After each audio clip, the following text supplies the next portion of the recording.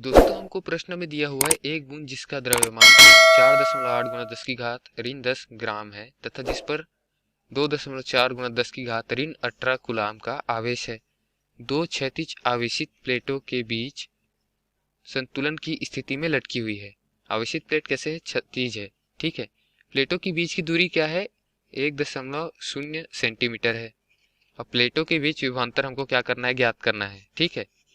यदि प्लेटों की ध्रुवता बदल दी जाए तो बूंद का त्वरण क्या होगा, ये हमको भी ज्ञात करना है। ठीक, ध्रुवता क्या कर दी जाए? बदल दी जाए तो। ठीक, तो सबसे पहले हम क्या करते हैं, इसका इक्विवेलेंट एक डायग्राम बना लेते हैं कि क्वेश्चन में पूछा क्या है। गिवन डेटा लिख लेते हैं। गिवन डेटा में हमको क्या दिया गया? द्रव्य का द्रव्यमान दिया गया है एम बराबर 4.8 गुना 10 की घात ऋण 10 ग्राम है। ठीक, इसको अपन केजी में कन्वर्ट करेंगे किलोग्राम में, तो ये क्या आ गया? 4.8 गुना 10 की घात ऋण 13 किलोग्राम, क्योंकि ग्राम जो होता है वो 10⁻³ किलोग्राम होता है 1 ग्राम।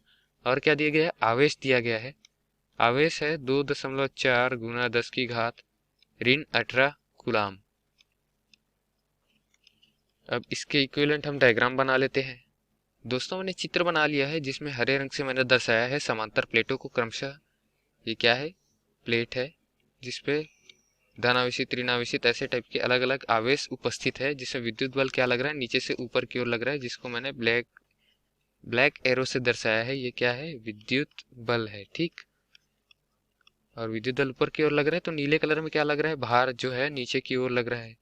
अब हमको प्रश्न में क्या बोला गया है कि प्रश्नानुसार संतुलन की स्थिति में आवेशित प्लेटों के बीच लटकी हुई है। ठीक है, संतुलन की स्थिति में लटकी है मतलब क्या है?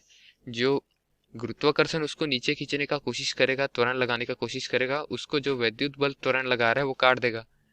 तो बूंद को नीचे कौन खींचने की कोशिश करेगा? बूंद का जो भार है वो। ठीक, तो बूंद का भार बराबर किसके हो जाएगा? बराबर विद्युत बल के होगा, तभी बूंद जो है वो संतुलित अवस्था में रहेगा। तो बूंद का भार जो है वो विद्युत बल के बराबर रहेगा। बूंद का भार का सूत्र हम क्या लिख लेते हैं? बूंद का भार m/g। ठीक, द्रव्यमान गुना गुरुत्वीय त्वरण। और इलेक्ट्रिक फील्ड को हम लोग क्या लिखते हैं? विद्युत बल को आवेश गुना विद्युत क्षेत्र की तीव्रता। ठीक, अब इसको आगे हल करें हम तो भार के लिए m हमको दिया गया है क्या? जी हाँ, बिल्कुल दिया गया है। m का वैल्यू है 4.8 गुना 10 की घात ऋण 13 kg।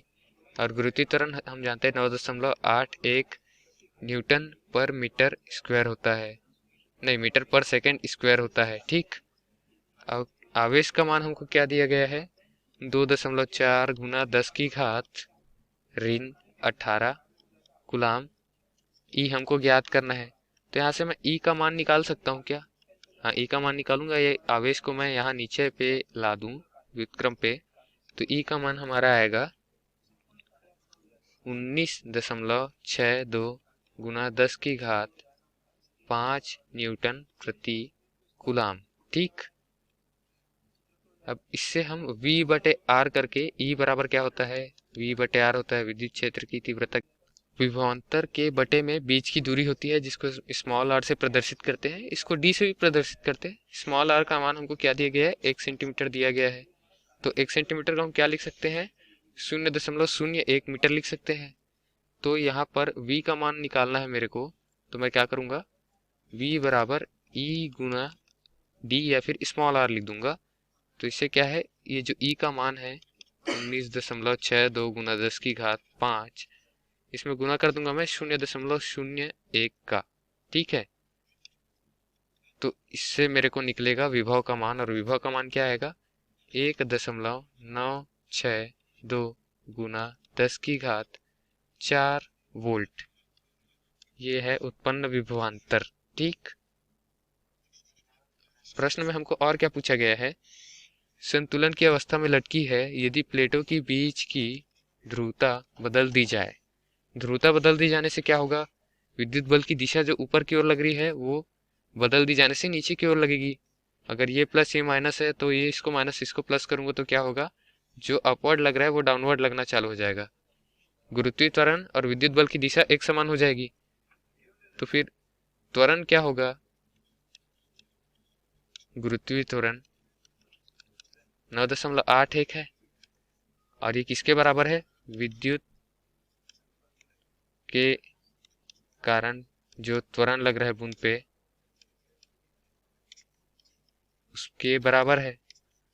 तो विद्युत के कारण त्वरण क्या लगेगा, उसको मैं ईजी से अगर ई ए से अगर डिनोट कर लूं तो ये क्या लगेगा, ग्रेविटेशनल त्वरण के बराबर, गुरुत्वीय त्वरण के बराबर, बराबर क्या होगा 9.81 मीटर पर सेकेंड स्क्वायर बूंद पर।